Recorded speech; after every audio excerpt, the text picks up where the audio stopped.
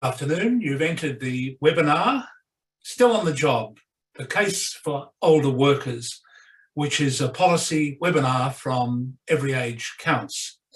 My name is Robert Tickner, and I'm a co-chair of that national coalition-led campaign to end ageism called EveryAGE Counts, along with Marlene Krasavitsky. EveryAGE Counts is bringing you this webinar today, and I will facilitate the event. Can I issue a very warm welcome to all of you, including those attending from right around Australia and from overseas.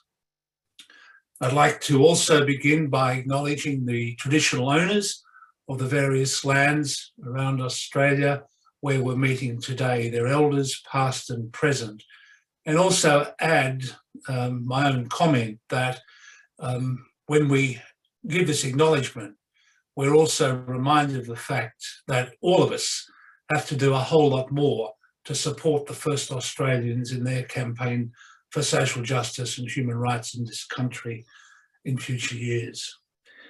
Before we get started, I just wanted to remind you that this event is being recorded for sharing, and it has the permission of the panel speakers, and thank you for that support from you as well as participants. Let me just say a couple of things before I just mention the names of the participants. And I guess the first thing to say is that there are, for me, a couple of backdrops to the conversation we're having today. One of them was that intergenerational report that was issued yesterday by the Treasurer on behalf of the Australian government.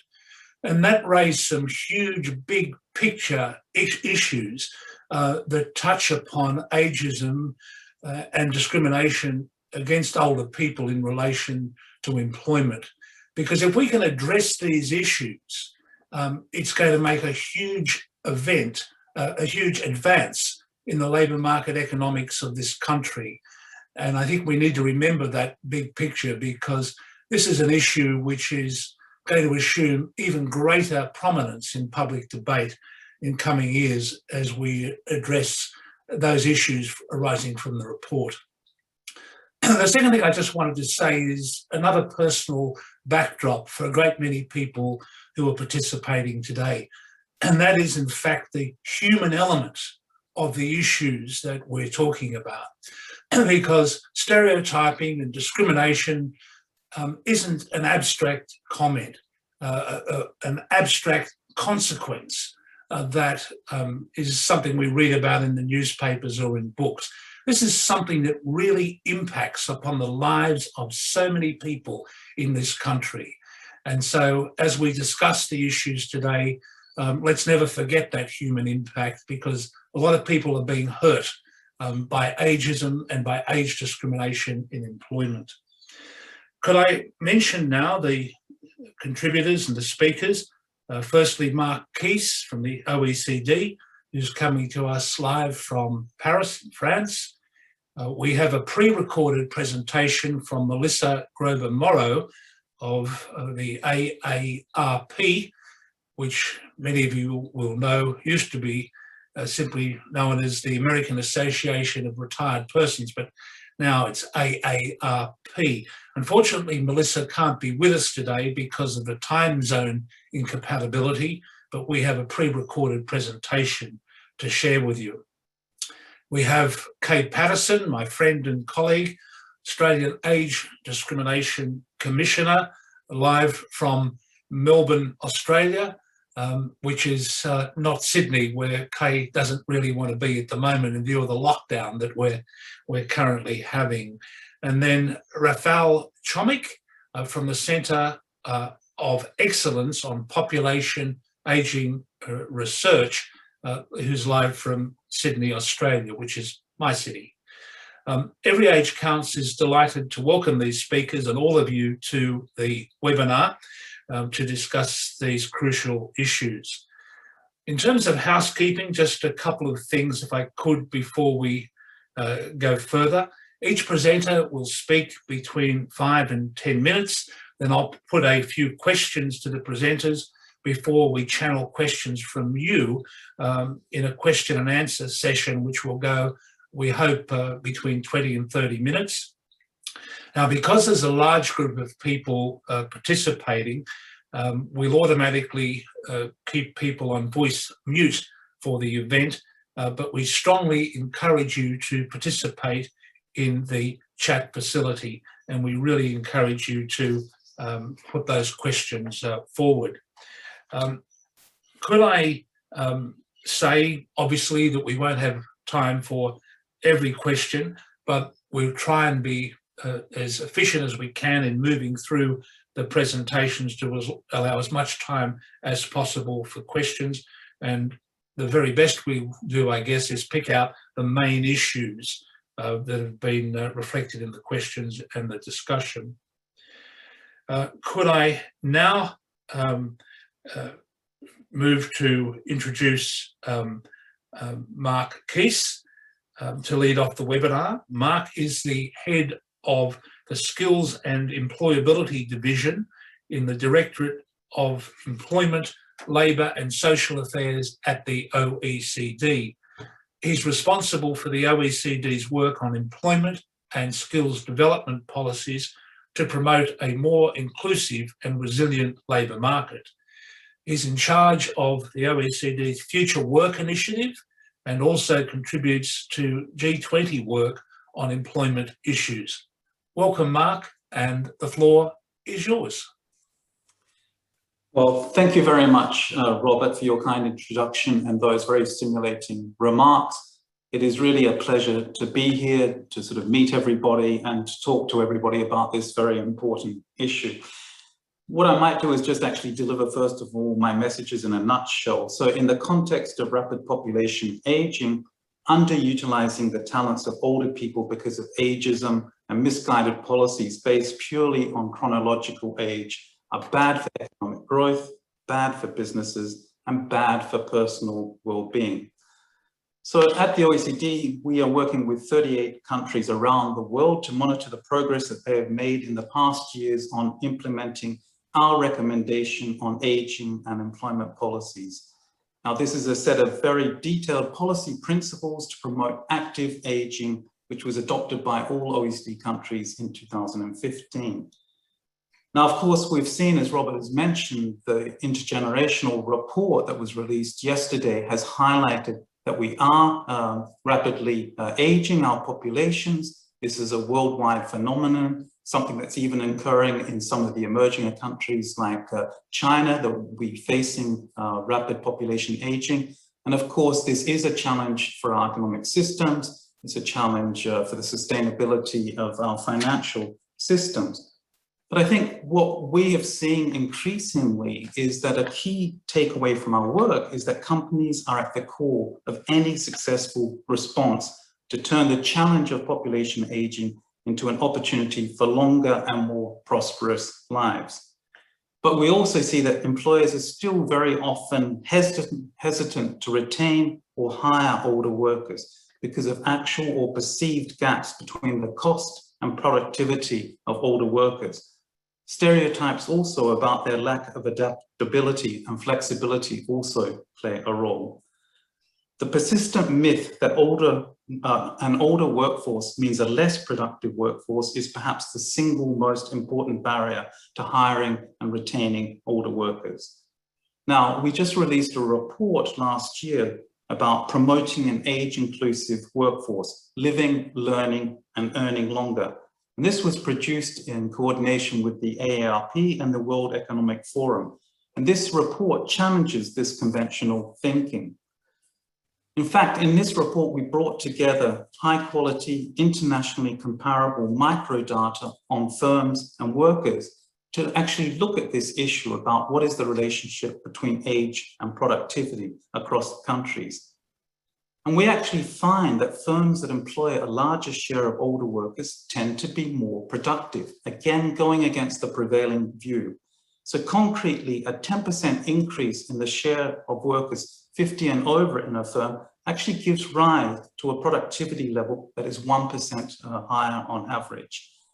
Now, these benefits, we think, actually largely flow from spillover effects. So having older workers, having their experience and their mentoring of younger workers actually leads to greater productivity.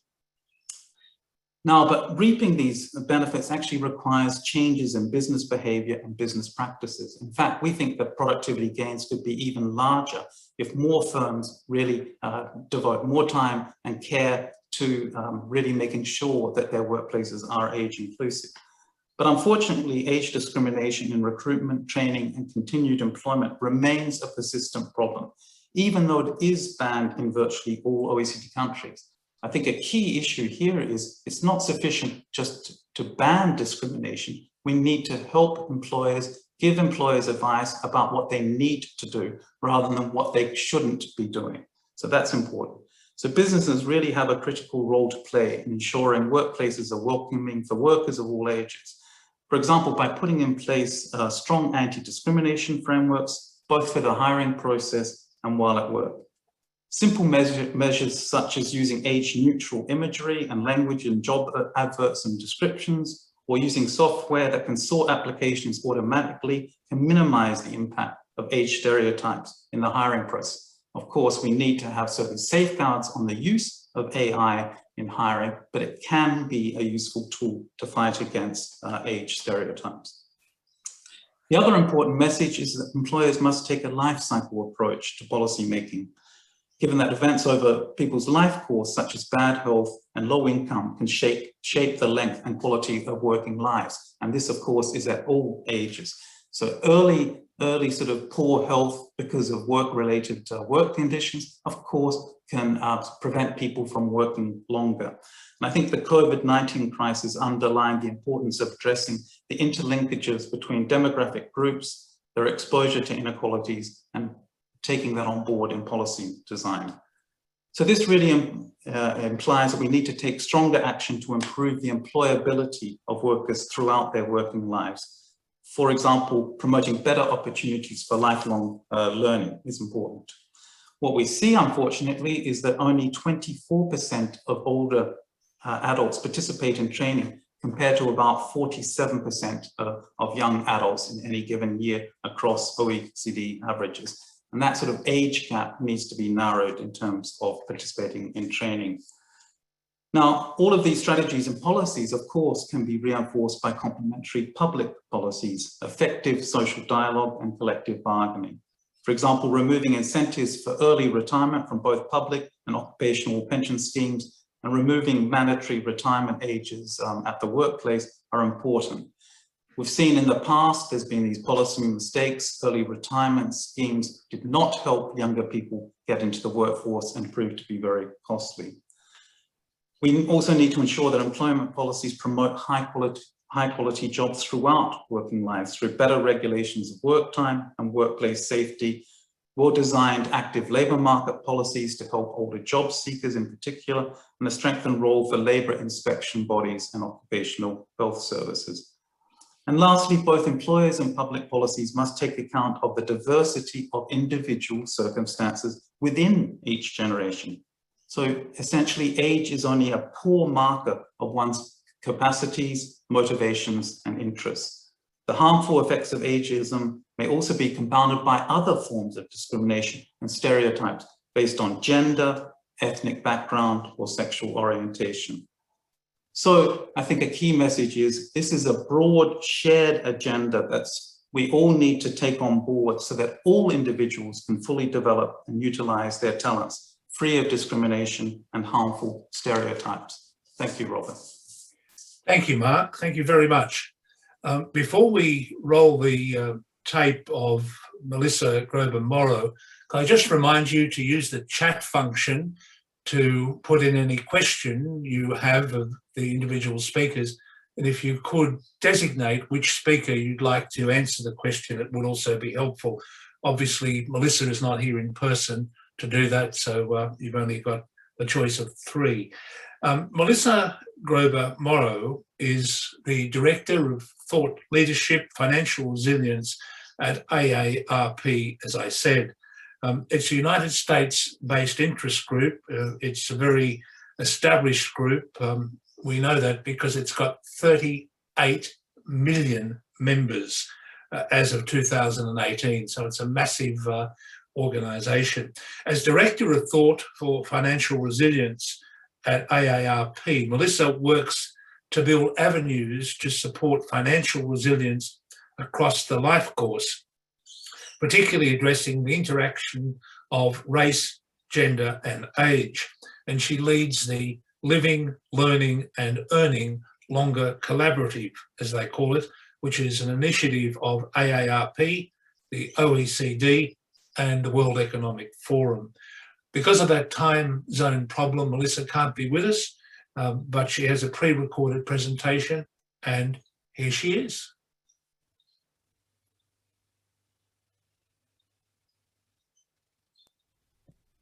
Hello, I'm Melissa Grover-Morrow, Director of Thought Leadership for Financial Resilience at AARP, joining you today from Washington, D.C. AARP is a U.S.-based nonprofit social mission organization whose purpose is to empower people to choose how they live as they age. We do this by advocating for people ages 50 and over and their families, providing trustworthy information, conducting research on trends and consumer issues affecting people 50 plus, and by providing services. I'd like to first thank Marlene and Sue for inviting me to join you today for this important discussion. While much of what I'll share today comes from the U.S. perspective, we've been fortunate to partner with Marquise from the OECD on international research and have found similar trends across OECD countries. I'd like to begin by stating that all forms of diversity are critically important for the workplace. When we hear diversity, we often think of race and ethnicity, gender and sexual orientation. Age is often an afterthought. But without diversity of ages, we miss the perspectives, lived experiences, and creativity of older workers. This has real implications on products and services. In the US, the 50-plus population contributed $8.3 trillion to the economy in 2018, and 56 cents of every dollar spent on goods and services. By 2050, this figure will rise to 61 cents of every dollar. The fastest growing age group is 85 plus. The second fastest is 100 plus. The economic contribution of the 50 plus population has a ripple effect which benefits the full economy and is good for everyone.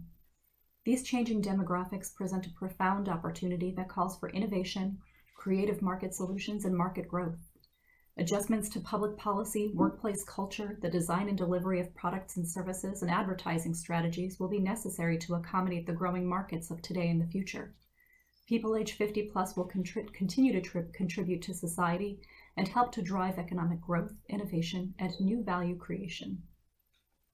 Put another way, people 50 and over are an important consumer segment, and companies must design products and services with them in mind. The best way to do so is to employ workers who themselves are 50 and over. Beyond their value as consumers, older people are important contributors to the workplace. Multi-generational workplaces produce better results and are more productive. At AARP, we have partnered with the OECD and the World Economic Forum to create the Living, Learning and Earning Longer Collaborative, which works to promote an age-inclusive workforce among companies. 53 companies have joined us for peer learning and support, and we welcome more of you to join us. Our site, www.aarp.org/growingwithage, provides research reports, case studies, and more for organizations looking to become age inclusive.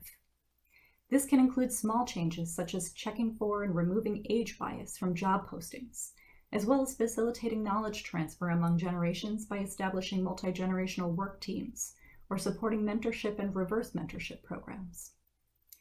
While advancements in technology and artificial intelligence are changing the nature of work, adaptability and flexibility will become more important, as will be a consistent focus on lifelong learning.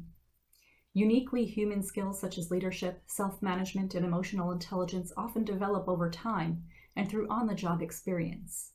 With experience comes more higher-order cognitive skills that are needed in all workplaces, such as critical thinking, complex problem-solving, communication, and collaboration skills. One simple thing that companies can do to retain older workers and keep their skills relevant is to provide learning and development opportunities to all workers. Often training is directed to younger employees only. What we found is that older people can and want to learn new skills, but need support from employers on identifying the skills that they need. We conducted a survey of older Americans in December and found that 2/3 are interested in additional skills training. 94% are willing to learn new skills if requested by a current or potential employer. And lastly, I want to raise that there's an economic impact of age discrimination in the workplace.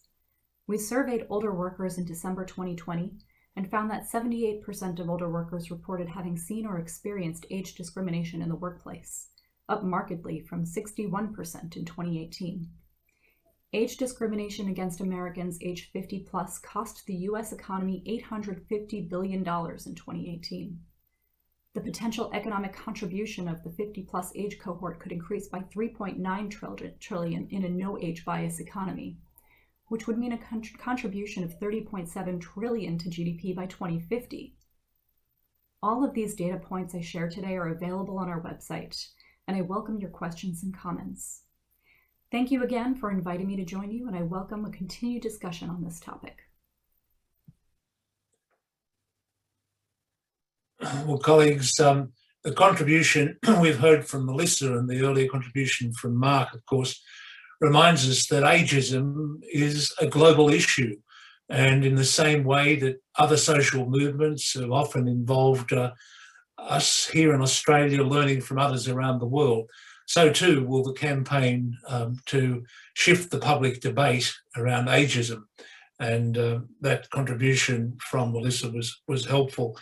The next speaker is, as I said before, my friend and colleague, Kay Patterson, Dr. Kay Patterson, the Age Discrimination Commissioner.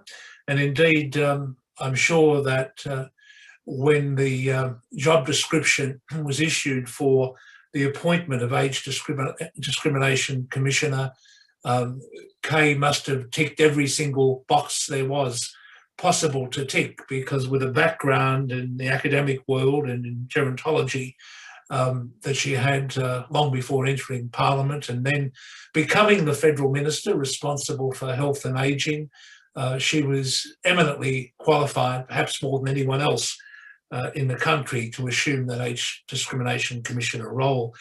And of course, Dr. Patterson, Kay, administers legislation that enjoys the unanimous support of Parliament.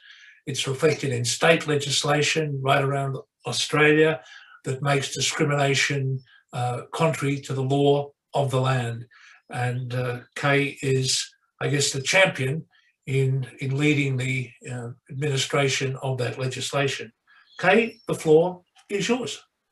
Welcome. Thank you very much, Robert, and thank you for your friendship too, and thank you for all you're doing through EveryAGE Counts. I'd like to thank EveryAGE Counts for inviting me to speak today, and thank you, Robert, for introducing me. I want to acknowledge the Kulin Nation, because I'm in Melbourne on the Kulin Nation land, and to recognise their elders past and present and emerging. And as Age Discrimination Commissioner, I've made it my priority to focus on 3 manifestations of age discrimination: elder abuse in the community, older women's risk of homelessness, and age discrimination in the workplace. And my role is to advocate that we challenge ageist stereotypes, which lead to prejudice and in turn can result in age discrimination. As Australia's population ages and our health span, the number of healthy years in older age increases along with lifespan, organisations need to be prepared and have strategies in place for employing and retaining older workers. There are barriers to employing older workers. One of them, particularly in the public service sector, was the compulsory retirement age of 65. And as Robert's mentioned, I was in Parliament in the Senate for a long time, 21 years, and it took me 9 of those years to get rid of the compulsory retirement age. My internet is unstable, so I'm going to turn the video off. I've got a large number of private schools around where I live, and they all come home and watch videos, I think, at the time. I'll turn it off and hopefully that'll make it clearer. There was a compulsory retirement age. There was a policy that encouraged public servants in the Australian public service to retire at 54 and 11 years. That was abolished, not anything to do with me, but there was a compulsory retirement age of 65. Now, I didn't know I was going to have this job, and at 76, I wouldn't have been employed as the Age Discrimination Commissioner under those rules. I had 2 private members' bills which were ignored, and then finally I got my party to agree to have in our policy to get rid of the compulsory retirement age, and that's happened. And one of the things I've been saying to the Australian Public Service is we can't ask the private sector to do what the public sector is not doing. And I've seen in the 4.5 years that I've been in this position quite a significant change from the Australian Public Service into doing things like the Australian Tax Office using the 1st of October as a special day to celebrate inclusion of older workers, of celebrating multicultural workplaces. The Prime Minister has written to all departments to get them to focus on employing older workers, and I've also written to all the departments and to all the ministers to say they should be encouraging the employment of older workers across the whole of the Australian Public Service. So hopefully we're getting not only the private sector involved, but the public sector involved as well. As I said, age discrimination in the workplace is a significant problem in Australia. And as Mark has said, it can occur at any point. Recruitment, in relation to opportunities for training, promotion, not having flexible work practices, and also we've just done a report at the Commission on artificial intelligence and discrimination in artificial intelligence. And one of the discriminations is that your AI settings or the algorithms can actually work against older people. Not only that, but gender and race as well. Age discrimination can affect how strategies around retirement are approached. Now, my predecessor, the late Susan Ryan, who was a very good friend to me, both in politics and then in this job, and I miss her dreadfully. I know we all do. Those of us who knew her in Australia recognise her contribution. Susan, with the Australian Human Resources Institute, carried out the first study in 2014. Then it was repeated in 2018, repeated in 2021, where we looked at a survey of human resource professionals and looking at some of the attitudes their companies had towards employing and retaining older workers. And we released our 3rd study, Employing and Retaining Older Workers, in April. Now, the full report can be found on the Australian Human Resources Institute website. I'll just try the video again, and you can wave at me. I can see you, Robert, and tell me, switch it off again. While the full report can be found on the Australian Human Resources website, a summary of the key findings are there's been a satisfying ongoing drop in the number of organisations who say they are definitely or probably have an age above which they are reluctant to recruit. And most of these changes were due to an increase in those who answered maybe rather than definitely not or probably not. So we saw quite a significant drop from 50% over in the first study to 27% who said there's an age above which they are reluctant to recruit. It was heartening to see an increase of 14% since 2014 study in the number of people who recognise that departure of older workers causes a loss of key skills or knowledge. So that was an increase, but we didn't see an increase in capturing that knowledge. And I think one of the things that happens is a lot of stuff is not written down, that somebody who's in retail or somebody who's in a business does something, for example, doesn't bother people when they're selling houses to them and chase up the people who aren't interested, but understand that people are looking around. They don't write that down, how they deal with that, and some of that knowledge is lost. So it's important that companies gather that unwritten things that people have learnt maybe over a 20 or 25 year period. So as I said, there's been little or no increase in organisations capturing corporate knowledge as older workers transition out of the workplace. I'm skipping some of the things that Mark's mentioned because we'll just be repeating some of the things, but these come out of this study. It's also concerning, and this was, I thought, interesting. It was also concerning the perception of what constitutes an older worker has shifted to a younger age over the 3 surveys. We saw a marked increase in those selecting 51 to 55 rather than 65. Now, in this last survey, I'm hoping that that's a bump as a result of COVID, that a lot of recruiters might think, oh, we've shifted to a platform, an IT platform, maybe that old myth, that old crusty nut is, oh, older people aren't good IT. Well, I think I'm pretty good at IT. I've set up a little studio here with lights and green screens, and I've got, at the moment, I'm using a monitor, a MacBook Air, and an Apple iPad and Apple phone to do this presentation, and I'm coping. So I think that's a myth, but that could be what's caused this. I hope when we do the next piece of research that starts to wipe out. I can't explain why we've seen that age at which they see older workers at 51 and 55. That has triggered this report, a lot of interest from a lot of journalists who said to me, oh, I'm turning 50 this year. I can't believe they see me as old. When it was up around 65, they didn't identify with it. So it's really triggered off the journalists' attitude, interest. Also, there was a drop in the age of which we saw, oh, I've got a problem here. At the same time, there was an 8% drop in the survey responses selected 61 to 65 as older. So there was a little bit of shift there. So age discrimination remains and is widespread. Marx said, valuing older workers has benefits not only for individuals, but and both the speakers have spoken about the economic impact of having older workers, but it's also the benefit to organisations and the benefit to society, but also to the individuals themselves who remain well. Now, we don't know whether they're well and they're working, or they're better because they're working. I think it's a bit of both. There are wellbeing and job satisfaction benefits for employees, as I said, who feel their knowledge and skills and contributions are valued.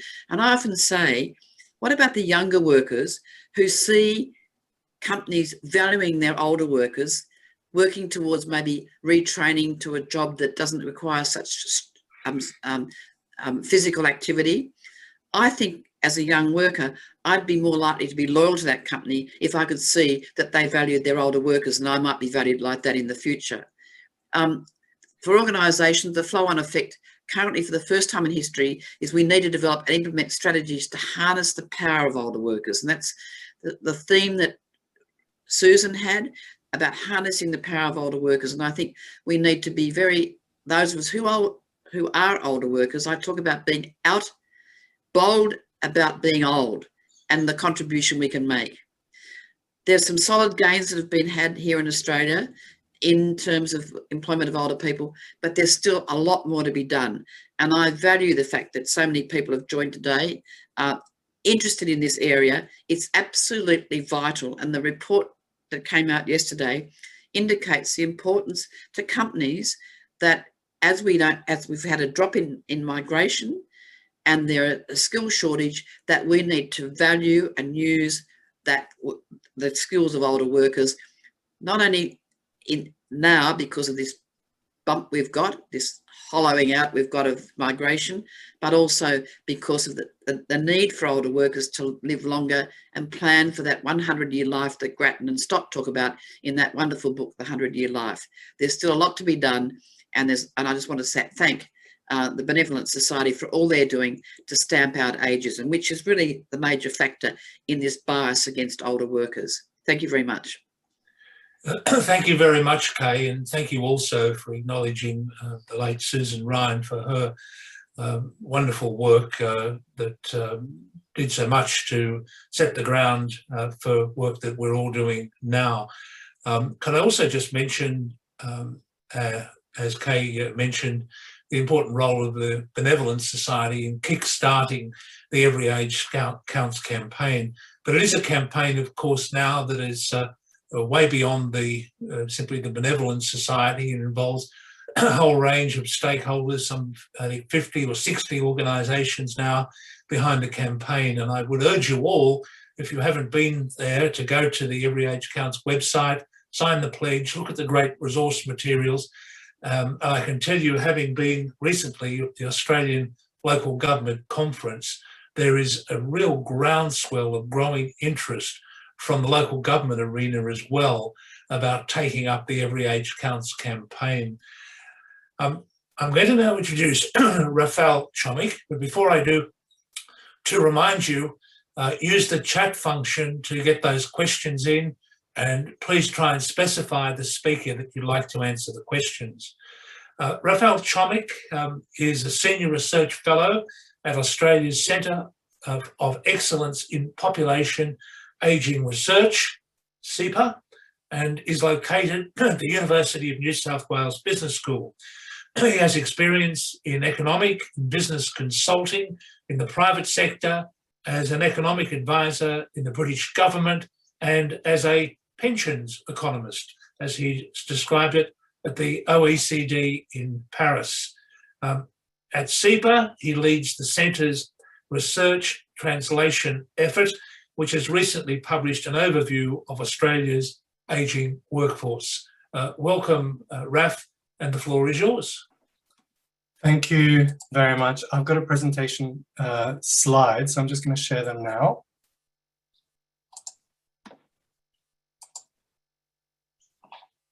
Hopefully you can see that. So thank you very much for inviting me to this webinar, and thank you to EveryAGE for Counts for what you do. I also want to acknowledge the fact that I'm on the land of the Gadigal people of the Eora Nation, and I pay my respects to elders past, present and emerging. So I'll be drawing on a recently released report. 2 weeks ago, we released this report, Tapping into Australia's Ageing Workforce, and that's the QR there on the screen in case you want to download it, or you'll find it on the CEPA website. The report is quite broad. It covers macro-demographic projections, the sorts of things that were in the intergenerational report that was released by Treasury yesterday. It looked at also trends in terms of barriers to mature age employment, and some of the strategies that employers could use when employing older workers. Here I'll talk about some of the barriers facing older people in the workplace, including the things we're talking about today, which is ageism.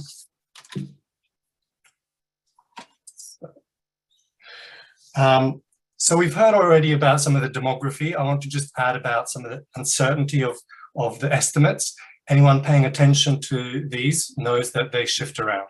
So this shows you a proportion of the Australian population aged 55 plus.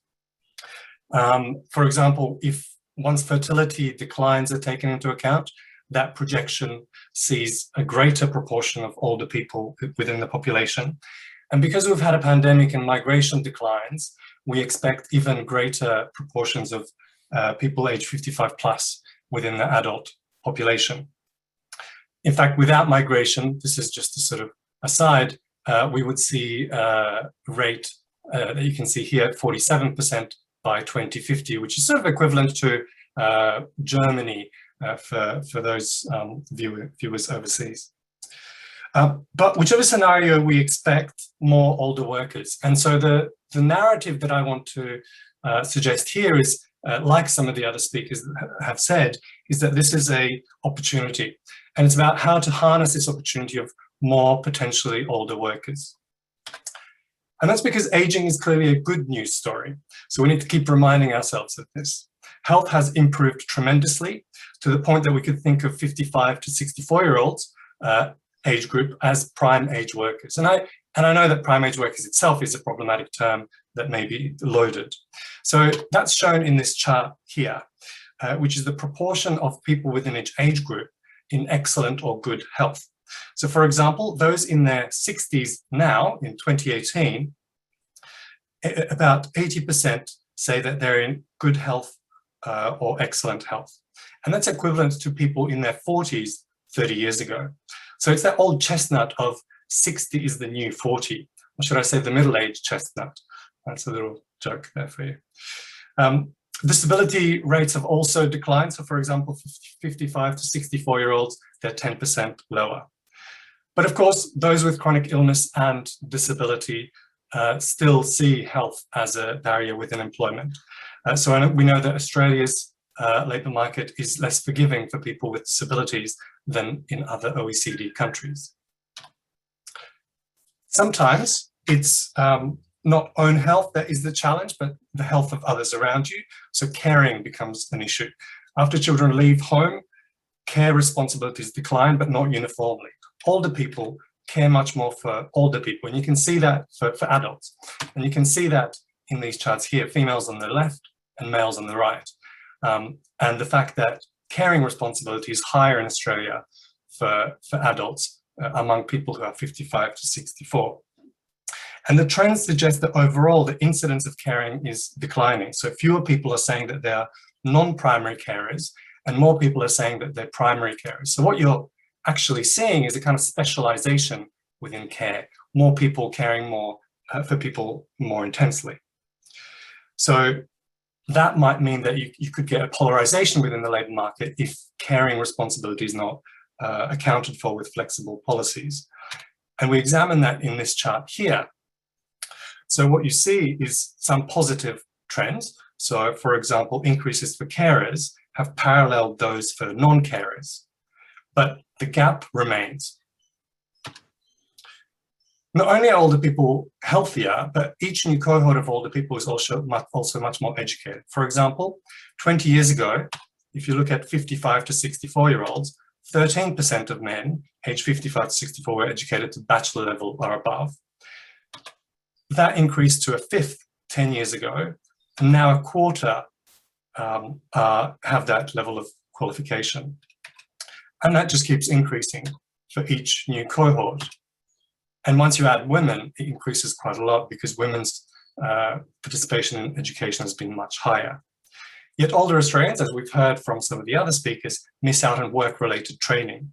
Training tends to peak in middle age, and on some measures in Australia, it's lower than in other OECD countries. Mark mentioned the gap between training, work-related training amongst younger and older workers, and that gap is actually greater in Australia than in a lot of other countries.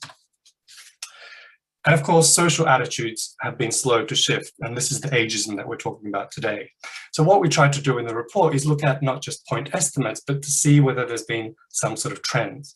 We used HILDA data to look at the proportion of people within each age group that experienced employment-related discrimination. So the rates are much lower than some of the other prevalence surveys, and we're still sort of trying to investigate why that is. But one of the things that you notice is that there is a decline in experience of ageism at younger ages, but an increase at older ages. And Kay has also talked about some of the stuff from the Human Rights Commission. So this looks at human rights HR managers responding to whether they assess whether there's a difference amongst older and younger workers. And this shows that more people are saying that there's no difference across these various characteristics. So that's kind of like a positive. This is the survey that Kay already mentioned, just illustrating it for you. So we're familiar with the macro context that there's going to be more older workers and they present a potential opportunity. There is a case here to redefine prime age workers or rethink what we usually stereotype older workers to be.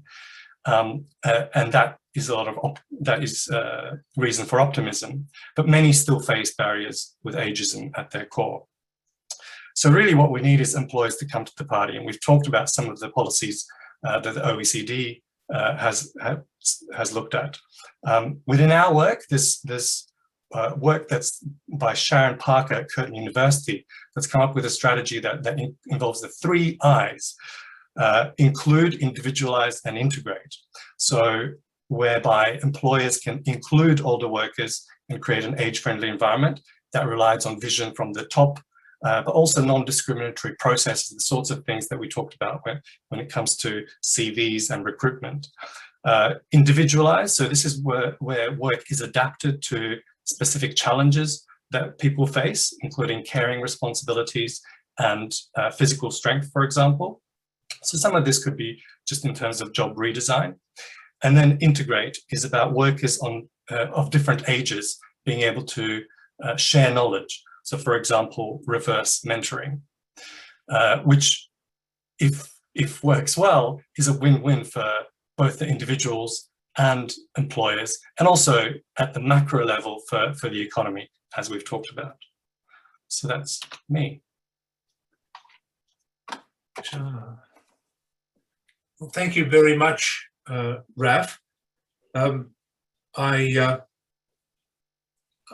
now have a number of questions to our speakers just as we move to get ready to get the audience questions, the other participants' questions to the speakers.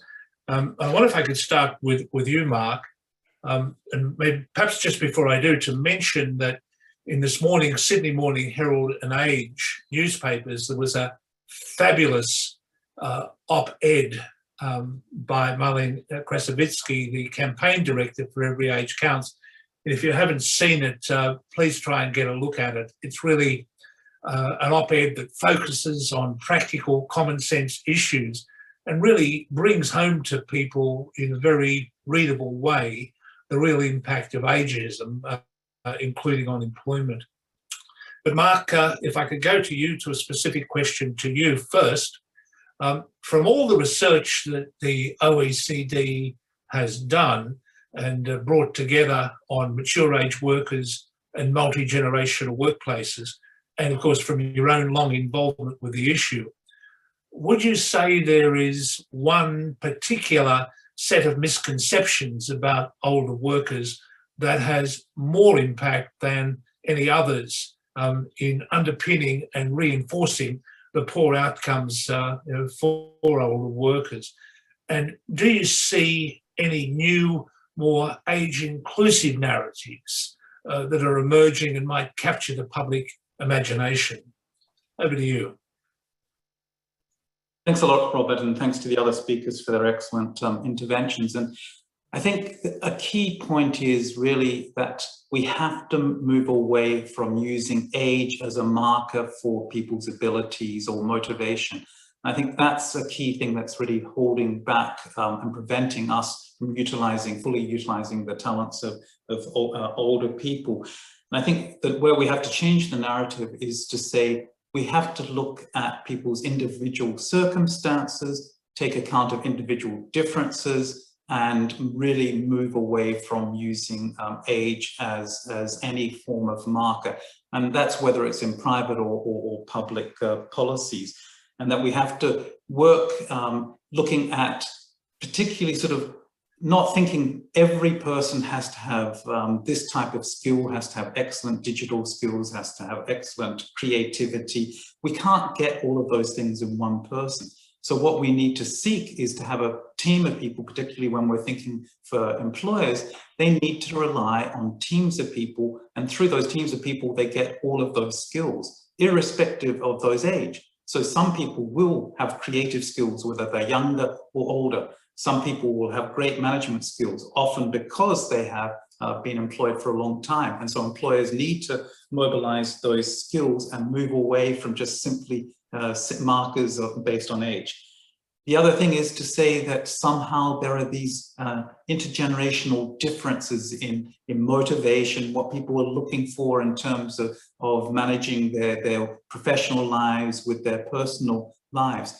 We see that when we look at the research in detail about attitudes in these surveys, a lot of these intergenerational differences tend to sort of disappear. There are not these huge differences between millennials and, say, older generations in terms of motivation, what they want to get out of life and out of work.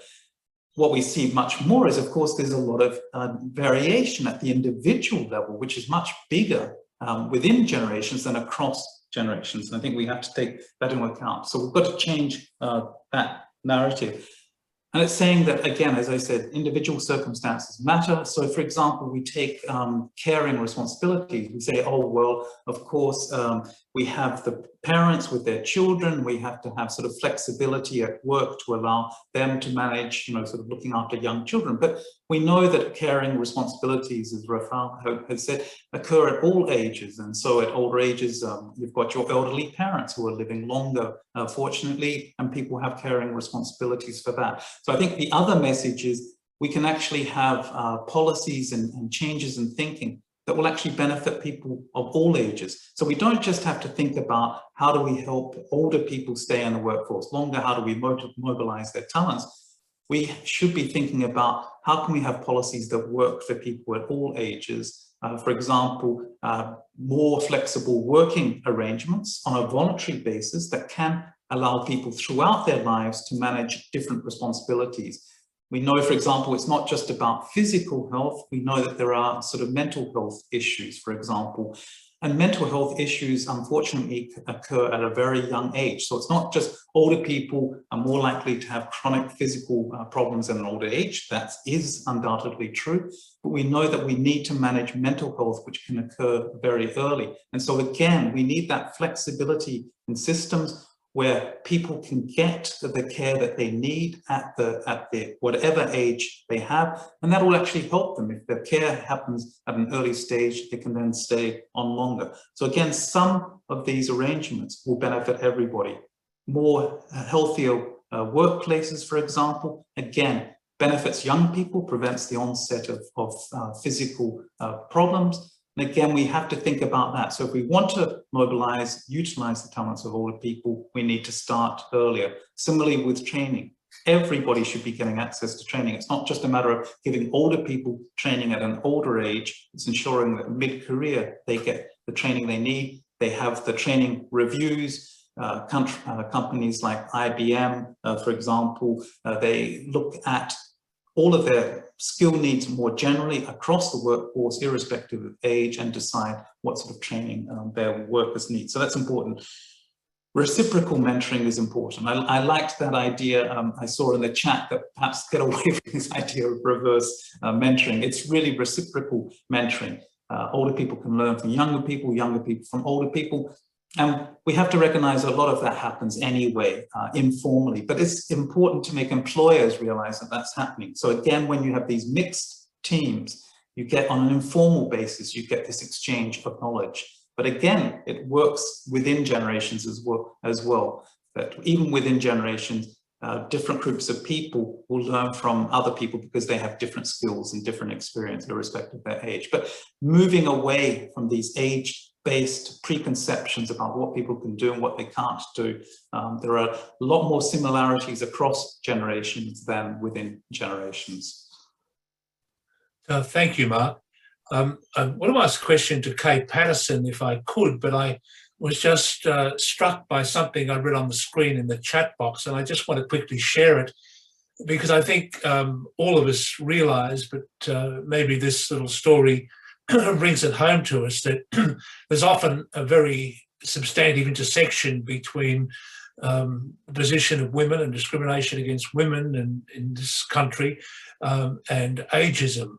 And as I said before, this human dimension of desperately wanting to get a job in your 50s and struggling to get it, can be really damaging to people. It rips self-esteem away from people. And there's a story in the chat box, I'm just sure they won't mind me reading it. Someone talks about that they won't get on the soapbox about the feminist issue they're facing as an educated, experienced woman trying to re-enter the workforce after being retrenched voluntarily from the public sector in 2004, after raising a family, while also creating and running a small business to fit in with family needs. So, all the right things have been done, upskilled to meet industry requirements, updated resume demonstrating significant transferable skills, and yet cannot get my foot in the door because I'm facing age discrimination at age 54. This is an awful story, but of course it's sadly so typical of what's happening to too many people. So, Kay, my question is that around the work that you've done with the Human Resources Institute that you referred to, that still shows that reluctance to hire older workers among a significant proportion of employers. And yet again, as you pointed out before, the research over some years now is clear. Older workers are good for business, good for workplaces, and good for the economy. So the question is to try and crystallise this. Why aren't we seeing the change here that we want to see? And what can be the absolute priority, as you see it, to try and turn things around? Okay.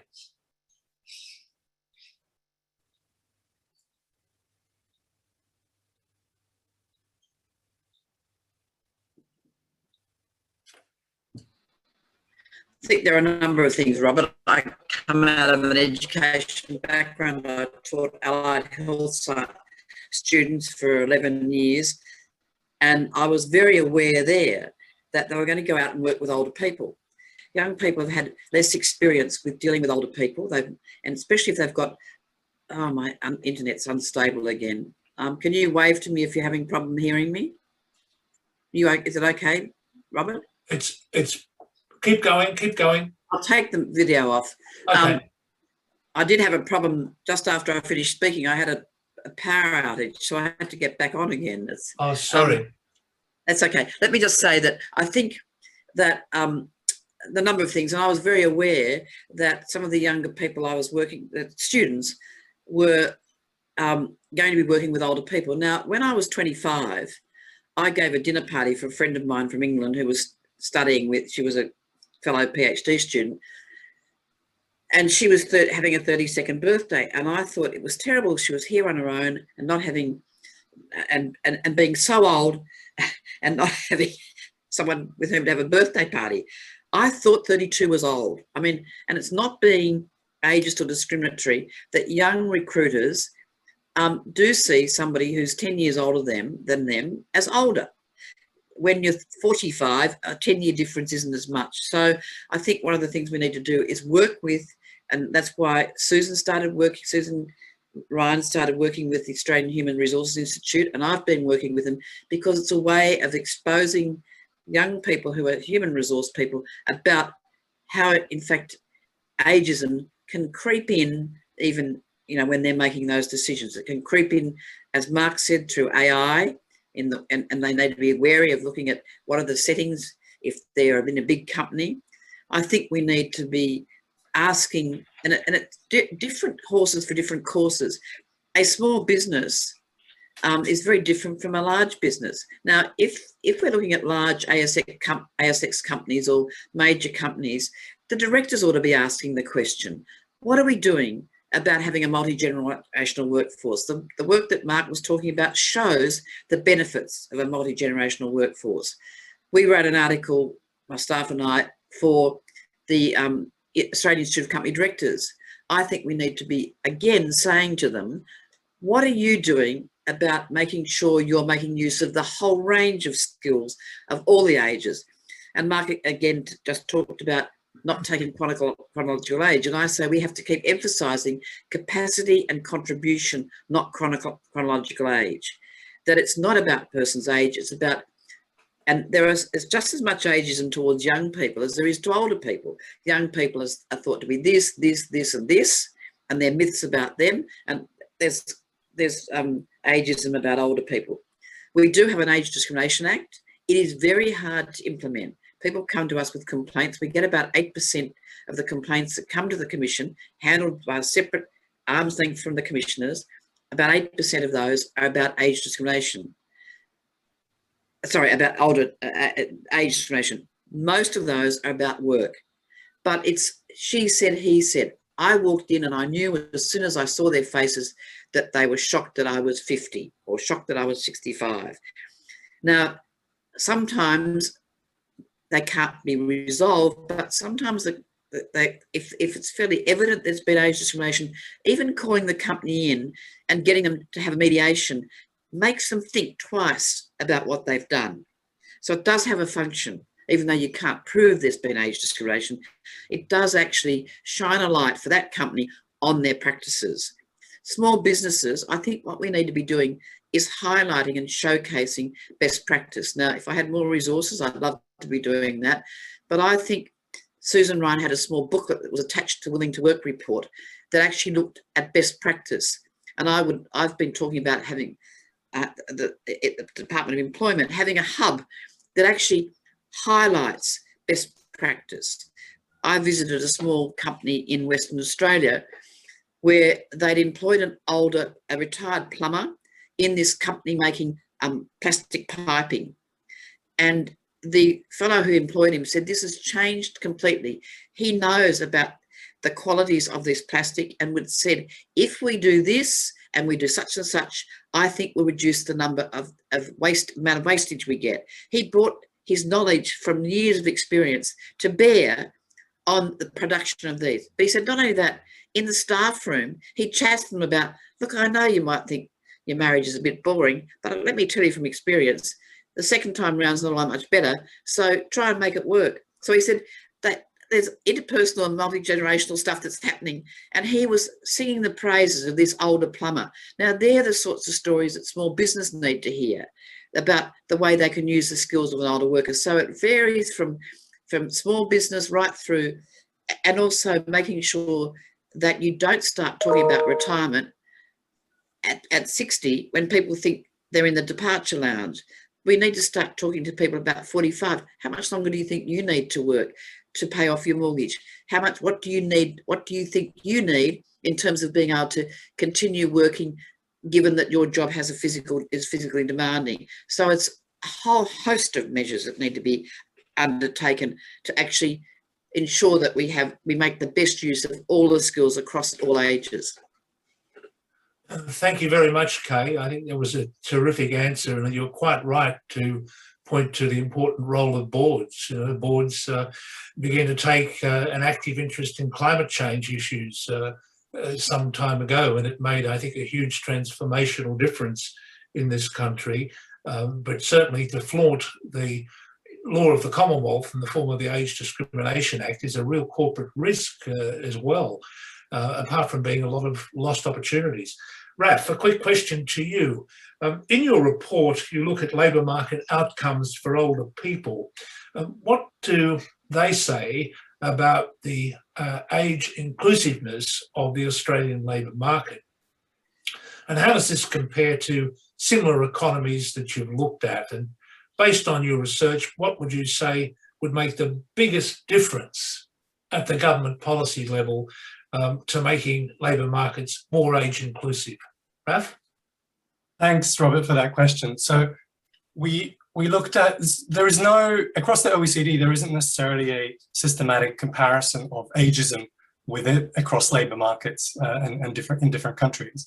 So what we did is look at indicators across the OECD, 20 different indicators relating to the labour markets and the experience of older people within different countries. What we find is essentially that Australia is kind of in the middle of the pack, so really kind of underwhelming on a lot of the indicators. So for example, when you look at employment rate and participation rates, unemployment durations, which actually I was surprised to learn are really high across all countries. So even though older people are about 40% more likely to be long-term unemployed than people in between 25 and 54 in Australia, that rate is actually kind of standard across OECD countries, which is in itself concerning. Earnings disparity between young and old, also somewhere in the middle of the pack. We do less well on old age gender gaps. So someone's already mentioned the situation of older women in Australia. That does come out in some of the data. So for example, older Australian women, the gap between older men and older women was greater in Australia than in other countries.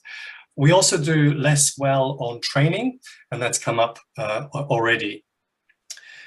We do better on job security. So for example, even though there is high levels of involuntary part-time amongst older people in Australia, sorry, on that one it's higher, but on a lot of the other measures of job insecurity, Australia does better. So for example, temporary work and short contracts are less prevalent amongst older people in Australia. We also looked at job insecurity trends more broadly and involuntary retirement. One of the things we find with involuntary retirement, which you can categorize in terms of retiring because of health or caring reasons, both of those tend to be declining. And that's in line with some of the stats that I showed about health improvements. So people aren't retiring because of health as much as they did in the past. What you do see is that there's kind of a steady variation around a sort of steady trend of involuntary retirement due to job-related matters. And that's the sort of thing that we're talking about, potentially age-related, so a business goes out of business, or in times of crisis, perhaps older people are more likely to be let go. So a whole bunch of indicators showing really that Australia is underwhelming. It's not really performing as well as some of the leading countries. In terms of your second part of your question, what to do about it, what's the main thing that I would say is really kind of scaling up the strategies that help employers improve the recruitment, deployment, and retention of older people. The sorts of things that I talked about in terms of being inclusive, being integrating older workers, tailoring work to specific circumstances regardless of age, and to get employers to step up. How do you do that? Well, I guess it's the sort of things that Kay has been doing. It's sort of getting out there to employers. So I would say actually the scaling up that government would need to do is to put more resources into the sorts of activities that reach out to employers, the sorts of things that Kay does. So I would suggest we give more resources to Kay Patterson. Thanks. For the record, Kay nodded furiously at this point in time. The next question, and it's from Toby. I'm going to put it to Mark, and I'll read it. And it is as follows. Too often we hear the same thing. Older people are vulnerable workers but suffer discrimination. But the same solutions are put forward for older workers to take personal responsibility, to do more training, to be more proactive, hide their age, etc. So there's no improvement and the situation gets worse. How do we ensure that the focus instead is on systemic solutions to what we all know is a systemic problem in the recruitment industry? So Mark, I don't know whether you feel you can add value to this question, but let's see. I'm sure you can. Yes, I mean, it is a question that I think all countries are struggling with, and we have the rhetoric about we shouldn't have age discrimination. We should take a more individual approach to people's capacities, but we see in practice, nevertheless, and this is what I was saying, that it's not sufficient just to have age discrimination legislation in place. So I mean that is necessary, but we have to go beyond that. And following up on some of the other remarks, I mean, we see, for example, like in Austria, you have the Austria Chamber of Commerce that have put together guides for their members, for employers, about, again, what they should be doing to create more age-inclusive workplaces. So we need to target our measures at employers. Definitely, that needs to happen. Giving them advice. It's not just a role for governments. Employers themselves and employer associations should be developing these guides and sharing them around. They'll have actually much more of an impact if one employer tells the other, look, by holding on to these people, I was actually able to be more competitive, more profitable than sort of always thinking when I had new sort of skill needs, I just had to reach out and hire a younger person. It actually turned out to be cheaper to sort of retrain an older person. So that sort of message has to, I think, work through employers. It will have much more of an impact than when it comes, seen as sort of government advice. On the other side, I think it's about trying to move away from, again, age markers in recruitment. So the more help we can give, and there is a role for the public, for public policies. We see in France, for example, that you have Pôle emploi, which is the public employment service. They're trying to move increasingly to aptitude tests. So it's not about seeing these long CVs, which indicates already that the person has a certain age and certain experience and already is implicitly putting these age marks. It's saying, what can people actually do irrespective of their age, and testing what they can do and saying to employers, look, this person is really good at this. This person has scored very high on this. This person is capable of doing this, rather than this person who spent 10 years doing this, which may even indicate that they have out-of-date skills. So there are things like that that can do. Alliance, the big insurance company, I mean, what they do is just, again, highlighting these good company practices where they really look at their skill set, what do they need, what are their upcoming sort of skill needs, and to what extent they can source that from within the company, within their existing workers, rather than always thinking about new recruitment to meet those needs. So that's important. You've got Solistic, a French company, for example, that as of a certain age, you have these mid-career reviews, and again, it encourages forward thinking of both the companies and the workers themselves about, okay, you've reached a certain stage, if you want to stay on longer, what sort of training you may need.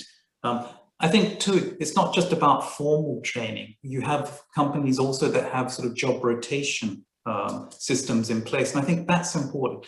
It allows workers to move around companies, gain additional competencies. So they don't see themselves just stuck in one position. They sort of learn a certain way of doing things and then bakes in that way of doing things. They move around, they gain competencies, and they're showing that they can be functional in different roles. So again, job rotation is also part of it. But I think it's a combination of those strategies that's needed. And again, the key message is there's not a role just for the public sector. It is really about bringing employers on board in a much more proactive way. Thank you, Mark. Question for Rafael. What would you do with an intergenerational report that assumes that if you're over 65, you are dependent, but if you're under 65, you're not productive enough? What would you do?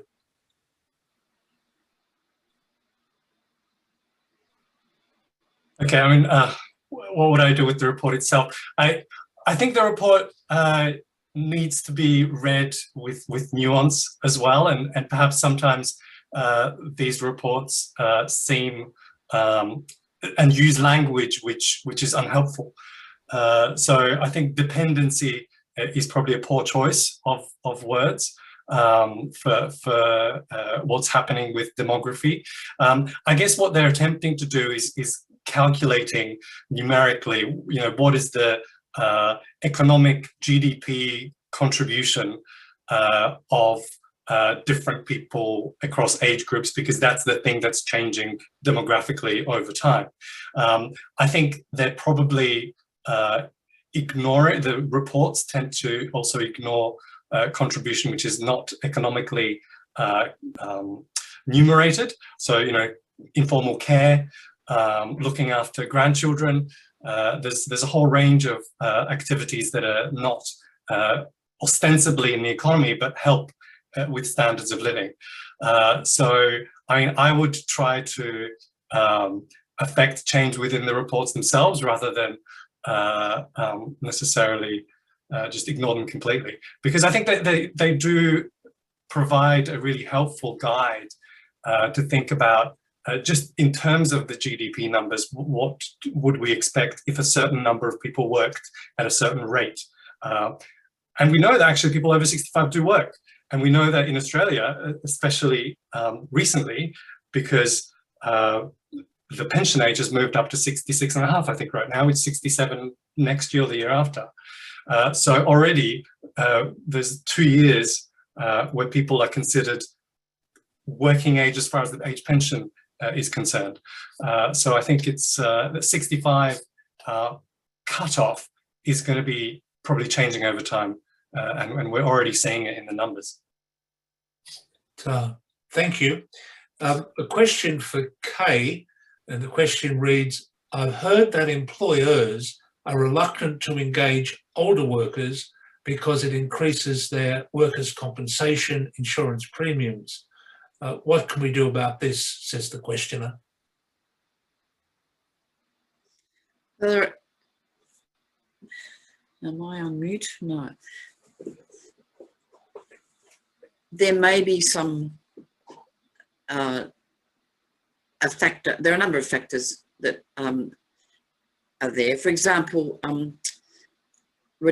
people who receive a redundancy, and up until about a year and a half ago, the redundancy was treated, if you were under 65, more favourably in taxation purposes. And I think I've tried to get to try and discover where that came from. I think it was to help older people getting close to pension age, to using their redundancy, not having so much tax taken out, to help them to retirement age.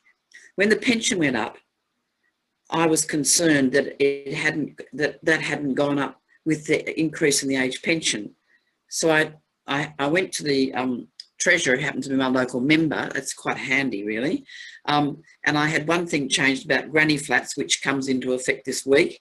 That if you have a family agreement, it's another whole issue. But if you have a family agreement, you don't pay capital gain on the portion that the relatives contributed. And if you do have an agreement, you don't pay tax, which you used to have to pay as of the 1st of July. You won't have to pay that. If you don't have an agreement, you will. So that was brought up to me by two young lawyers in Canberra. Now, at the same time when I was seeing him, I said, well, how come you get a tax break for redundancies when you're under 65, but it hasn't gone up with the age pension age? 6 weeks later, it was announced that it went up to the age pension age. Now, I got letters from people saying, well, why didn't it go beyond 67? And I thought, gosh, you try and do one thing and then somebody else wants more. But every time you start to put things in place that cost more to employ older people, that will be a disincentive. And there's a tipping point at which they say it's not worth it. So I think we have to get it right, because I think there is a view, and I don't know how true it is, and maybe CPAR has done some research or could do some research. Do older people, are they more likely to have an accident? Are they more likely to require compensation? How long does the compensation go on for? One of the arguments when I was trying to get rid of the compulsory retirement age of the public service was, oh, they'll need compensation till the day they die.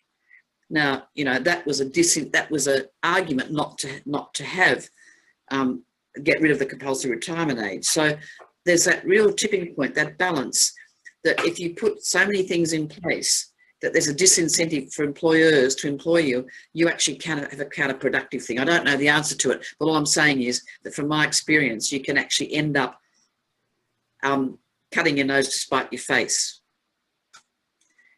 Because I think the view is, that's the issue. The view is that if you require compensation, depending on your assets, you'll be eligible for the pension. Under 67, you won't. So I think we have to be careful we don't have policies that create disincentives. It's a fine balance. So, thank you, Kay. A question for Mark.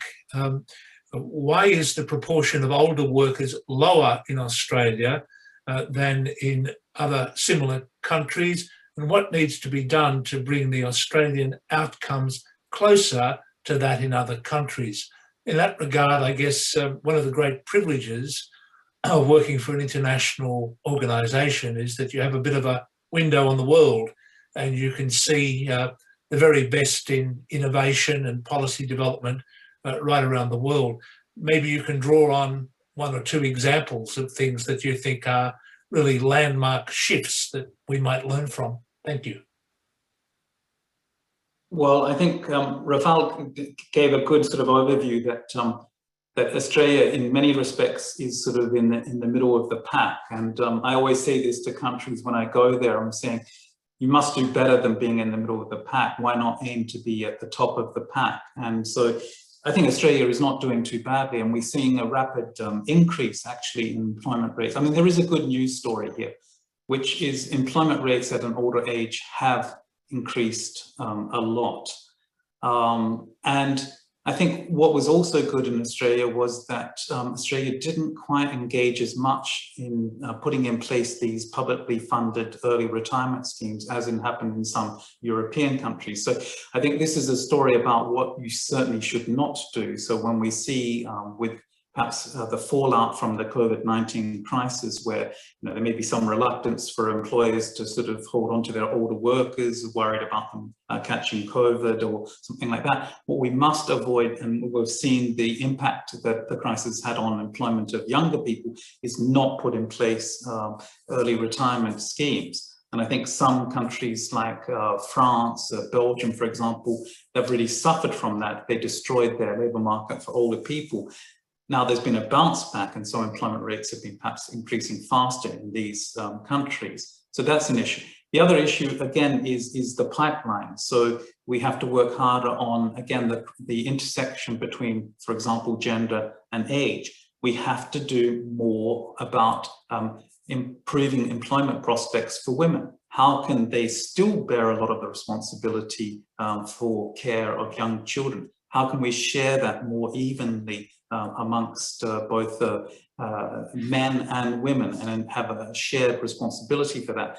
That will help women stay in the workforce, stay in full-time employment, and therefore stay longer at an older age. So it's important to tackle that mix of factors that are discriminating against some groups rather than others. So I think that's important.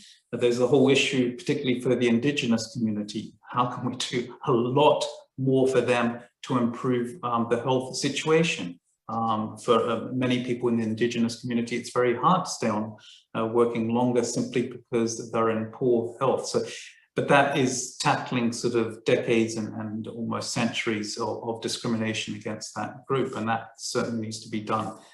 Disability is another area. I think we see a lot of countries like the Netherlands, for example, that are really trying to do a lot more to tackle the employment barriers faced by people with disabilities, and ensuring that they get access to employment, they can stay in employment, and they again are not discriminated against on the basis of disability. So we have to, I think, break it down by groups rather than just simply thinking about sort of removing barriers to age per se. And that by doing that, we can actually help people to have greater opportunities at an older age. Mark, I think that change in Holland, and I was very aware of that when I was Social Security Minister, because I met with them, they had astronomical unemployment benefit bill for people with disability. And I think necessity forced them to have to do something about it. It was a Labor minister, and he was tearing his hair out when he saw the fact that there was just this huge disability pension bill. But people have commented on New Zealand, and I think there are a number of factors in that New Zealand figure. One of them is because they've got a universal, I think it's right, a universal pension, that's not a disincentive to work. I think one of the things we've seen even in the last, just recently, an uplift in the amount that people can earn in Australia before their pension's taken away is important. It's got, again, it's a tipping point. But the other thing is that New Zealand, figures are slightly inflated because of the number of farmers. Farmers tend to work much longer. They're self-employed. They often are still working on their farms into their 80s.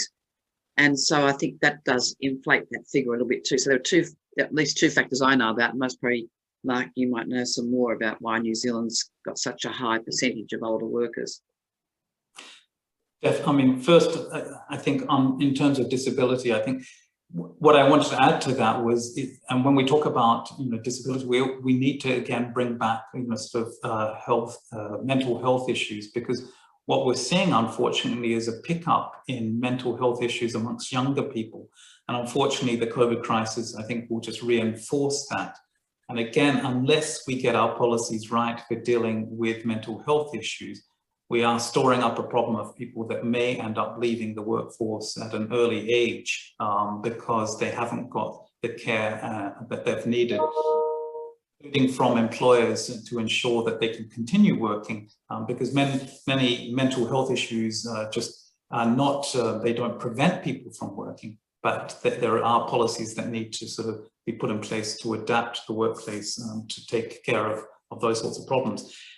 Of course, pension systems themselves are important and give strong incentives to either remain longer in the workforce. So I think superannuation in a way has been sort of a great success, and that provides an incentive to continue working, or certainly doesn't provide this cliff face where you get to a certain age for the old age pension and then there's no point in working longer. It doesn't increase your pension. So superannuation, you work longer, you will get a bigger superannuation is important. That's part of, I think, the Kiwi Saver system in New Zealand. Plus, I think they've actually raised the age for the old age pension, and that's had a huge impact on employment rates there for older people. Well, thank you very much to the panelists who've just had a useful exchange, which didn't need my coordination. I've let it run because I think it was, in fact, quite valuable. But I do sadly have to tell you that we're pretty much running out of time, and therefore it falls to me to make some closing remarks. I do want to thank the EveryAGE Counts team for putting this together, and in particular, Mary Beth Bonner, our manager for this event. To thank our presenters. It's been a really stimulating discussion. I'm sorry we can't get through all the questions. If I could just make a couple of comments about where we're at in the campaign. Look, I've been involved in this campaign for a number of years now. Some of you have spent much longer, and you've seen how hard it is to get traction on some of these issues. I truly believe that we're reaching a liftoff point where this campaign is going to get a great deal of support and traction in the wider Australian community. But to really make sure that happens, we really do need each and every one of you who are participants in this webinar to get behind the EveryAGE Counts campaign, to tell your friends about it, to raise the issues. You know, those editorials in the Sydney Morning Herald and the Age that Marlene wrote, that I've already spoken of, really need follow-up letters. And we can't just rely on the Herald and the Age. We also need the Herald Sun in Melbourne and the Telegraph in Sydney. You know, these aren't trendy issues, some superficial issues that can be dismissed as you know, a current fad. I mean, we will see, without question, in the coming years, a transformation in thinking around ageism. People will see it as a human right in the same way that we've seen public opinion shift in other human rights areas, much of it in the lifetime of people who are on this call. But all those other changes really only happened because people got behind the movement for change. People took a stand. People did what they could do within their own sphere of influence to raise and highlight the issues. Some people will operate conservatively, and that's to be respected. Others will be perhaps more outspoken and trying new initiatives in order to seize public awareness and public attention around the issues. But we must never forget that this is a mainstream issue. All of us have a stake in this as humans on this planet. And Australia has led so many other social movements. The EveryAGE Counts campaign is a tremendous backbone, if you like, to take this campaign forward. But it can only be successful if we broaden the number of organisations involved in the campaign, signing up to the campaign, getting your presence on the website, and taking that voice forward in the wider Australian community. So forgive me for being very strong on this, but social change needs you. We really do something that I think is going to make a real difference, but we have to work a lot harder to get the depth of transformation that we really want to see, particularly in this area of employment. And I was delighted to see that Mark raised the issue of Aboriginal employment and the challenge for older Aboriginal people. You know, this is an area where there is no closing of the gap, and there must be. And that's an important note, I think, perhaps to finish on. So, dear friends, thank you for your participation. Robert, can I have one word? Can I Sure. just say thank you for your leadership and for your contribution, because you've been right with the EveryAGE Counts from the day we signed the pledge together, and you haven't given up on it. And I just want to say congratulations and thanks to you. Well, I'm a small cog in a big wheel. Doesn't matter. Big wheel. You're all the small cogs. Okay, everybody. Well, thank you so much, and stay safe, huh?